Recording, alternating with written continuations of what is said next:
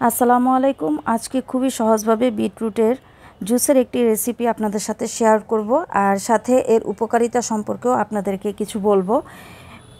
এখানে আমি ছোট ছোট করে বিটরুট টুকরো করে কেটে নিব, আর এখানে ডেকোরেশনের জন্য একটুখানি কেটে নিচ্ছি, জাস্ট ডেকোরেশন করব।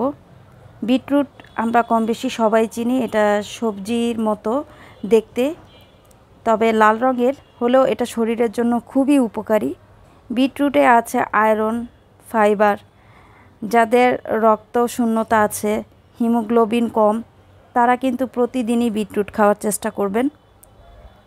বিটরুটে থাকা অ্যান্টিঅক্সিডেন্ট রোগ প্রতিরোধ ক্ষমতা বাড়ায় এবং ক্যান্সার প্রতিরোধ করে। বিটরুট দিয়ে আপনারা চাইলে যে কোনো হালুয়া অথবা ভাজি অথবা এরকম জুস করেও কিন্তু খেতে পারেন। নিয়মিত বিটরুট খেলে অনেক সুস্থ থাকবেন এবং পাশাপাশি স্কিন গ্লো করতে সাহায্য করবে। তো ছোট ছোট টুকরো করে কাটা হয়ে গেছে বিটরুট। তো এখন আমি একটা বাটিতে উঠিয়ে নিচ্ছি। এখানে জাল দেওয়া ঠান্ডা দুধ নিয়েছি 1.25 কাপের মতো, আর চিনি নিয়ে নিয়েছি। এখন একটা ব্লেন্ডারের মধ্যে আমি ব্লেন্ড করে নিব। এজন্য ব্লেন্ডারে জারে নিয়ে নিলাম টুকরো করা বিটরুটগুলো, সাথে দিয়ে দিচ্ছি সেই জাল করা ঠান্ডা দুধ, আর দিয়ে দিব চিনি। চিনির পরিমাণটা আপনাদের পরিমাণ অনুযায়ী দিয়ে দিবেন। আর এখানে কিছু পুদিনা পাতা দিয়ে দিয়েছি। এখন ব্লেন্ড করে নিব। আপনারা চাইলে এখানে সামান্য পরিমাণে বিট লবণও দিয়ে নিতে পারেন। তো ব্লেন্ড করা হয়ে গিয়েছে, এখন আমি ছেঁকে নিচ্ছি।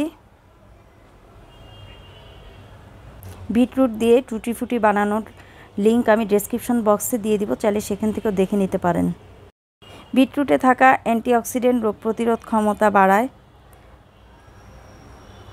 তো ছেঁকে নেওয়া কিন্তু হয়ে গিয়েছে যতটুকু পেয়েছি। এর সাথে কিন্তু আপনারা আরেকটু দুধ দিয়েও কিন্তু বেশি করে মিশিয়ে নিতে পারেন।